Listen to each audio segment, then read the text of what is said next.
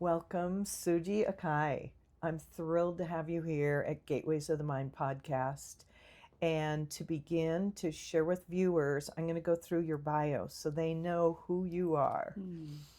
Suji is a movement educator and body worker with over 25 years of experience exploring how perception, belief, and embodiment influences pain, distress, and capacity. Her background of kinesiology, manual therapy, yoga studies, and competitive athletics. She's especially interested in how discernment functions as an access point for reducing unnecessary load physically, emotionally, and systemically. Wow. What does that mean? That your whole life, how you entered into this world, the stories that have created this body and this biology for that you walk around with and that you carry with you, all of that matters.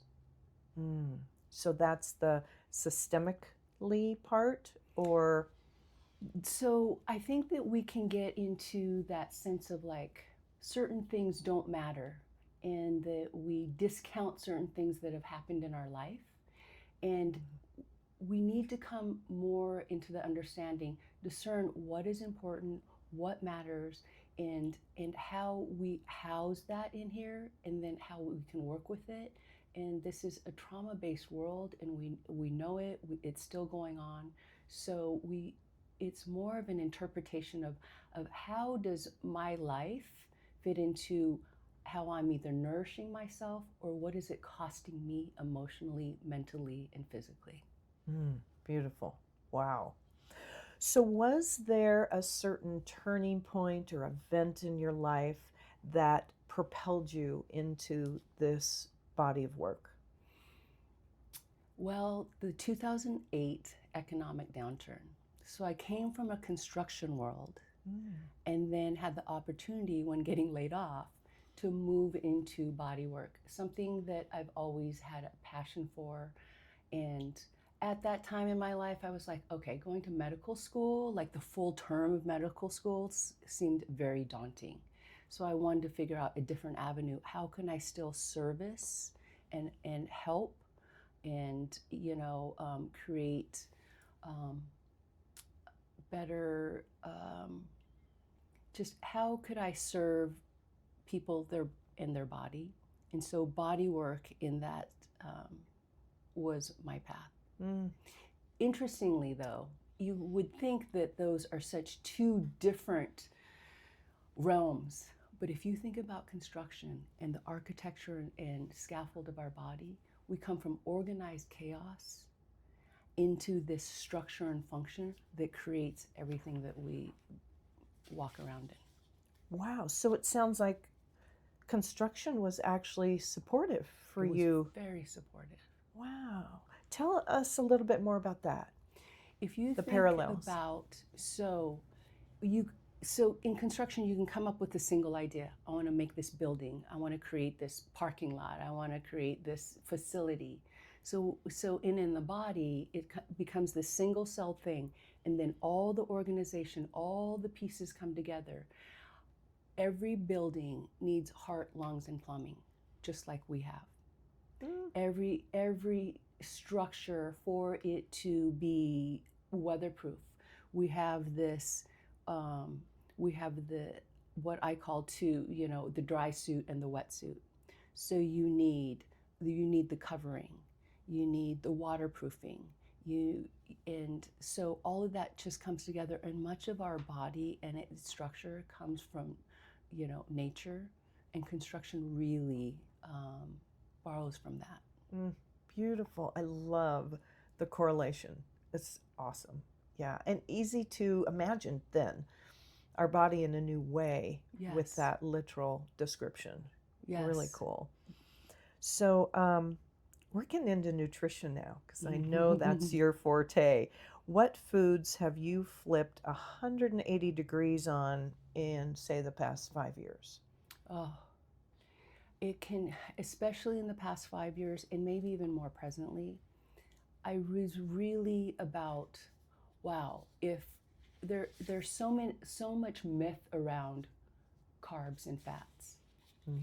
And especially for women, we need those carbs and fats to keep our cortisol levels down and to use the right energy. And we're always so worried about our composition.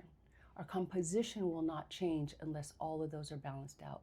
So carbohydrates and fats are very essential for the makeup of our body. So so in the past you were having less of both of those, and now you've added them. Aha. So Okay. now I used to be so afraid of fats. And back in the times when it was just like non-fat was, was king. That's how you should look at your nutrition. And cutting all that out was when my composition was the most demonized by myself. Mm. So adding those back in and understanding how the body uses fuel, it can get rid of your fat if you eat fats to fuel it. Oh. Carbohydrates really help bring down the cortisol levels so that your body isn't using continuously the wrong fats to fuel it. Oh, interesting. Oh, great to know. So, what is one health lie that mainstream still believes that you've completely abandoned? When you say health, it's such a huge umbrella. And I think what's been a heavy hitter is that we don't need to feel pain. When we don't feel pain, then we aren't listening to the body's messages. We can all define pain. It can be a different definition for us, but it's vital information from the body. And when we don't listen to the information from the body, our nervous system goes haywire. So then what about drugs? Drugs are pretty popular now for people with pain. And that's the thing where it's just like, well, you don't need to feel it. And so when we medicate that, when we numb that, then systemically something else is going to happen. So when we aren't getting to the root cause of what it is, then we're just chasing pain and we keep on manifesting and creating a chronic issue. And does that apply to mental pain also, or mental dysfunction or disorders, or where people think, oh, I'm ADD or ADHD, or I might be bipolar, or? It does, because when you look at these medications, especially prescription medications, and you look at the cascade of side effects, so you're chasing this one thing that's annoying you. Maybe it's your shoulder, maybe it's your low back, maybe it's headaches, but it brings on this whole host of other things that are going to go wrong because you aren't getting to the root cause of it. And then the body, it is so wise, and it's billions of years old. It's going to figure out, okay, how else can I send this message to you? So if you could give your clients just one exercise or something to do to help them have longevity and vitality in their life the rest of their life, what would that be? Consciousness. With consciousness, that means breath. Breath is everything. Without the breath, you don't have anything else. So it's about our habits.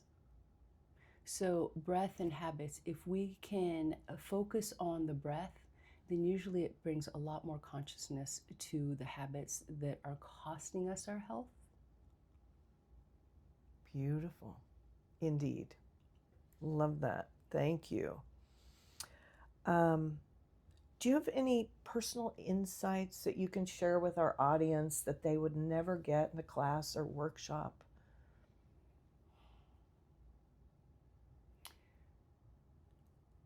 There is understanding that our life is created by our experiences. And if we could just take in more, like my reference before, that your biography creates the biology. So what does that mean? Explain it a little more detail for our audience. That in the sense of, there's oftentimes people will come to me as a client, it'll be like, I don't know how this happened. It just started all of a sudden. The thing is we can get away with a lot of habits that don't serve us, that aren't nourishing us, that aren't helping us thrive for decades. But we need to really understand the culmination of our life, our thoughts, how we manage stress, what we gravitate toward, and understanding why we go down these certain paths. All of that creates, if you know, biographies, right? We're fascinated by biographies, but we don't take into our own biography into account of how it affects our health and the choices that we make. Wow, awesome. Thank you. I'm learning a lot from you today. Next, what is a common diagnosis that you see that doctors miss or get wrong 90% of the time? I think that also too, that when people come in with a condition or a complaint or a distress or disease, it is rare that touch happens and that we immediately go into film. So that means MRI. Let's look at that as an X-ray. That tells a complete different story, which I feel is, it's not personal. And when that happens and then a diagnosis is made from that, it doesn't tell the whole story. Because as we know, pictures can tell 1,000 words, or however that phrase goes. But when we look at that and interpret that into the mind of the expert, then that usually, this is what's really concerning, is that it gives people false hope or no hope, or it gives them an expiration date of what's happening in their body.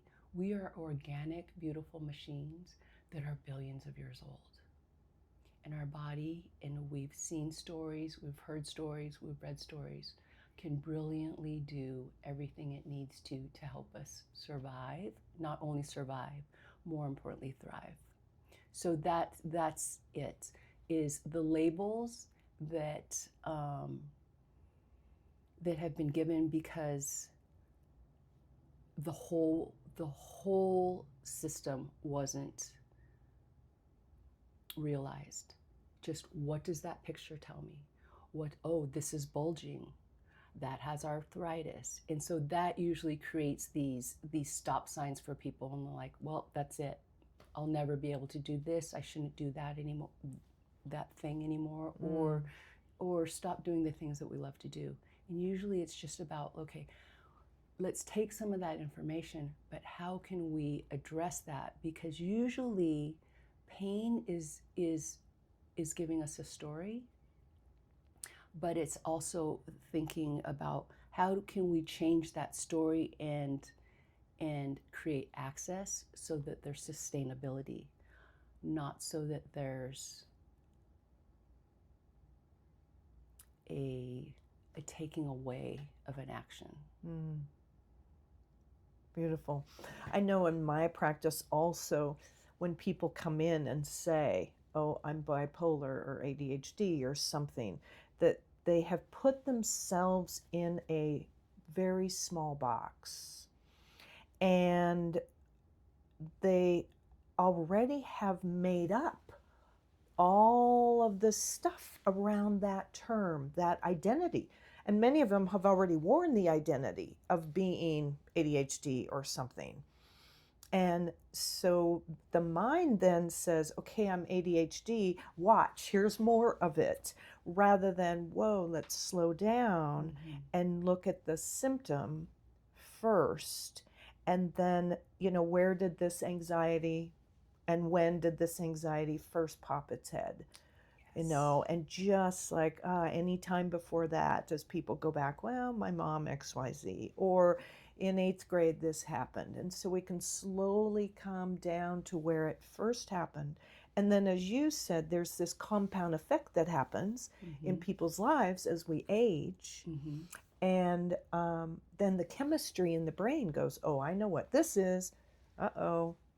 So I love that you address it with the conversation, but then touch, because touch the body responds to way more than getting up here, because our mind goes all over the place. It's exactly right, because the brain is such a con artist. Yeah. And when we get Well that put. diagnosis, Well right? put. Yeah. Or we get put in a box, that's the end of the story. And it's like, oh, hell no, that is not the end of the story. Yeah, indeed. Yeah, beautiful. It's the beginning. Get out of the box. It's the beginning of a new chapter, right? Yep. It's the beginning of a whole new season. It's the beginning of a whole new episodes. Yeah, awesome. I love that. Thank you. Let's see, what's next? Let's talk about the bedroom. What is number one change that people can do to support them adding, 30 or 60 minutes of sleep? Oh, sleep is so vital. It's so magical, and that's where the body restores and repairs. So if you are really getting that between 4 and 6 hours and thinking that you're operating well, this is that thing where you can get away with it for decades. And then the body starts to decline. And not because we're getting older, it's just that those habits are slowly chipping away at our health. So the circadian rhythm, I think, is a huge factor in what we need to start balancing. So try and create a sleep chamber. Have it be as dark as you can have it. And if that's not achievable because of, whatever, maybe it's the light on the smoke detector, or that little beam of light coming in through, the shade, then get the Vegas shades. Put those on. If it's possible that, you don't have little ones, or that, you're a light sleeper and need to hear things, then wear some earplugs as well. Create a chamber so that your body and your nervous system can actually just get into the depth of sleep so it can repair, and you aren't running on that minute battery, and you just continue that every day. And then when you wake up, open those shades, get the light on you. Even if it's cloudy, the rays are still going to get to you. So regulate that circadian rhythm with darkness and with light. Beautiful. Love it, love it. What intervention do you currently do and use now that mainstream might pick up in the next 5 or 10 years? Marketing has always been such a fascinating thing to me. And in our world, it's just like, you need this, let's try this. And it's just, I think that where things are going to start going is to slow down. Quit adding and layering, and usually when we're doing that, we're not taking other things away. So that thriving isn't happening. The overwhelm happens. We don't understand why, I'm taking magnesium and all these things, but why am I still anxious? So it's like, slow down, start taking away the things, and it's really about habits and habitual change. Beautiful. Yeah, slowing down. Slowing down. And stop adding things. Yeah. Do you have a micro habit that you do reliably every day that reduces any kind of anxiety that happens? A micro habit. Meaning you don't have to put on your yoga clothes or roll out your mat or any of that, just something you do. This has helped me in the sense of, I used to have this more like very rigid, I need to be on this mat. I need to, it's more turning down the brain and really just going with the intuition. The micro habit is stop second guessing myself. Excellent. And that spans into everything. Indeed. Love that. Yeah. Beautiful. Um, what personal aha have you experienced while working with clients that you wouldn't have if they weren't there? If I wasn't doing the work that I'm doing, the aha is when you start addressing people's stories, listening to them, and listening to their entire story and how it manifests in their body, then you can really start to see how things change. So hope comes back into the picture, access comes back into the picture, they can see their own sustainability. And when you start seeing that, posture, confidence, all that changes, and that ripples into all the aspects of their life, in how they move, how they think, how they're truly, like, they get back into the spiritual connection of their energy. Beautiful. And how important is a spiritual connection for you personally? I didn't really have that connection for a very long time. And I didn't also understand that element connected me to everything else in the universe. So with that connection, external needs started to die down. And then you can really start listening to the subtle body. And the subtle body, as subtle as it gives huge, loud messages. So do you have a personal practice to connect or drop into this that you're describing?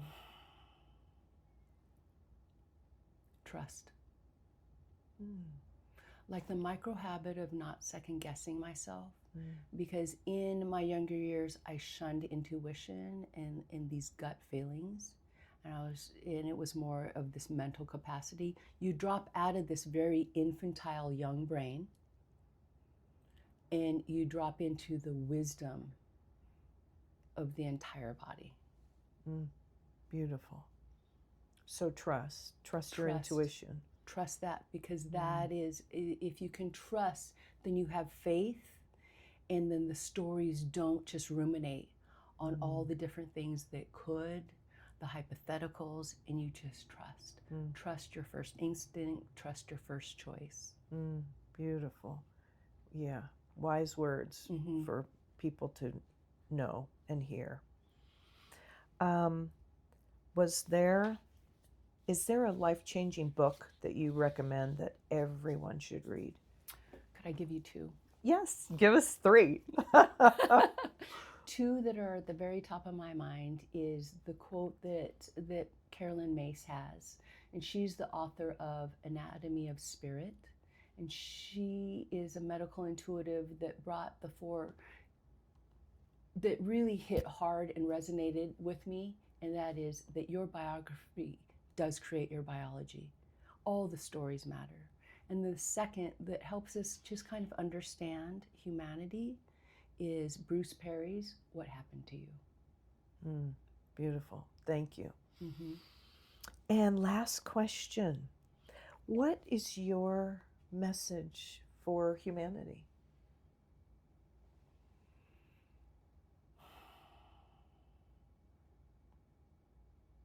That you don't need to change anything. We evolve. Our stories change, and you can always change your stories.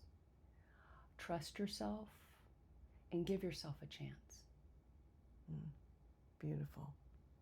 Suji, it has been such a delight to have you today. I have one more question because I experienced a session with you in the past month or so, and you coined a phrase called Osteopathic Dry Surgery. Can you tell our viewers about that? Yes. So the work, we talked about the whole body, the stories that live in it. The fascial world, my world, is our organ of form. And so osteopathic means holistic. So if there's a symptom that occurs, we look at all it's more addressing like, what are the other things that can be contributing to that? And so in coining dry surgery is because often you have to be so in tune with the work that's happening. So there's no anesthesia, there's no, there's no medicating. So you're Or cutting. present, or right, there's no blood involved. Yeah. We're moving fluids, but it's not that messy. And so with that, when you can actually feel the work that's happening, then you're there to witness and feel the changes that occur. Beautiful. Thank you. That's huge. I think we'll be hearing more of that term from Suji and from your future classes and what you're going to be sharing with the world. Me too. Yeah, I hope awesome. so. And now, how do people find you? I am on Facebook and Instagram, and I also teach at Wild Rose Yoga in Cle Elum. And how about a phone number if someone wants to book an appointment with you? If you want, I think that if you can find me on Instagram or Facebook, just direct message me, and that would be the best way. Wonderful. Suji, thank you so much for being Thank you here. so much. I adore you. Yeah, awesome.